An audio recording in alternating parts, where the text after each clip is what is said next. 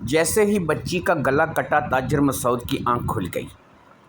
مسعود اس خواب کو دیکھ کر بہت زیادہ ڈر گیا تھا۔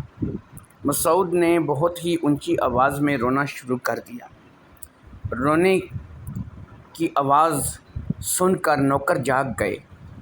یوسف کی بھی آنکھ کھل گئی۔ یوسف اپنے کمرے سے اٹھ کر مسعود کے کمرے کی طرف بھاگا۔ سب سے پہلے یوسف نے ہی مسعود کے کمرے کے دروازے پر دستک دی۔ تھوڑی دیر بعد مسعود نے دروازہ کھولا اور یوسف کے گلے لگ کر رونے لگا۔ یوسف نے باقی ملازموں کو جانے کے لیے کہہ دیا اور خود مسعود کے ساتھ کمرے کے اندر آ گیا۔ کمرے میں آ کر یوسف نے مسعود سے اس کے رونے کی وجہ دریافت کی تو مسعود نے یوسف کو اپنے خواب کے بارے میں سب کچھ بتا دیا اور اپنا خواب سنا دیا۔ خواب سن کر یوسف بھی پریشان ہو گیا، مگر اس نے مسعود کو تسلی دی کہ خواب تو خواب ہوتا ہے، تم ایسا کرو کہ کلمہ پڑھو اور سو جاؤ، ہم صبح کسی عالم سے اس خواب کے بارے میں پتہ کریں گے۔ تاجر مسعود سو گیا۔ اگلے دن تاجر مسعود یوسف کے ساتھ اس وقت کے بہت بڑے مفتی جناب شرف الدین صاحب کے پاس پہنچ گیا۔ شرف الدین نے خواب سنا اور کہنے لگا، پریشانی کی کوئی بات نہیں ہے، مسعود کو کیونکہ بیٹی کی جدائی کا جو صدمہ لگا ہے تو یہ خواب بھی اسی کی وجہ سے آیا ہے، کیونکہ مسعود مسلسل اپنی بیٹی کے بارے میں سوچتا رہتا ہے، اس لیے پریشانی کی کوئی بات نہیں ہے۔ اب یوسف نے شرف الدین صاحب سے کہا، جناب ایک مسئلہ اور بھی بتا دیں، اور مسئلہ یہ ہے کہ ہم نے ایک کنیز خریدی تھی، کیا میرا دوست مسعود اب اس کنیز سے شادی کر سکتا ہے؟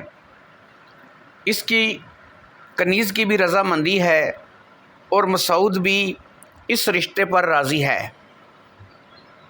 مفتی شرف الدین صاحب نے کہا، کیوں نہیں، اگر دونوں کی رضامندی ہے تو پھر شادی آرام سے ہو سکتی ہے، شریعت محمدی میں اس شادی کی اجازت ہے۔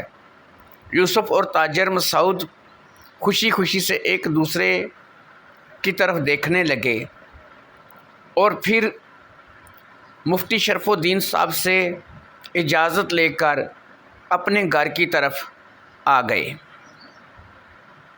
اب فیصلہ یہ کیا گیا کہ شادی کی تقریب کا آغاز جو ہے وہ بھوکے اور نادار لوگوں کو کھانا کھلا کر کیا جائے۔ اعلان کر دیا گیا کہ بغداد کے تمام ایسے افراد جو محنت مزدوری کرتے ہیں، غریب ہیں اور جن کے پاس کھانے کے لیے نہیں ہے، تاجر مسعود کے گھر میں ایسے تمام افراد کی دعوت ہے، لہٰذا ایسے تمام لوگ تاجر مسعود کے گھر آ جائیں کھانے کے لیے۔ جوک در جوک تاجر مسعود کے گھر لوگ آنے لگے۔ لنگر کا وافر مقدار میں انتظام تھا، کسی چیز کی کمی نہیں تھی، ہر شخص کھانا کھا رہا تھا، مگر ایک انسان ایسا تھا جو کھانا نہیں کھا رہا تھا۔ یوسف نے دیکھا یہ ایک بزرگ آدمی ہے جو الگ تھلگ ایک جگہ پر بیٹھا ہے، اس کے سامنے کھانے کی تمام لوازمات پڑے ہیں، مگر وہ کھانے کی طرف ہاتھ نہیں بڑھا رہا ہے۔ کافی دیر تک یوسف سے اسی بات کو نوٹ کرتا رہا اور پھر یوسف سے رہا نہ گیا۔ یوسف اس بزرگ کے پاس گیا، اس نے بڑے ادب سے اس بزرگ کو مخاطب کیا، بابا جی کیا بات ہے، آپ کھانا کیوں نہیں کھا رہے ہیں؟ اس بزرگ نے یوسف کو دیکھا اور ایک لفظ بولا، زہر نہیں کھاؤں گا میں۔ اب حیرت کی باری یوسف کی تھی۔ یوسف نے کہا، بابا جی اس کھانے میں زہر نہیں ہے، ہم بھلا آپ کو کیوں زہر دینے لگے؟ اور دیکھیں باقی لوگ بھی تو کھا رہے ہیں نا، ان کو تو کچھ نہیں ہوا۔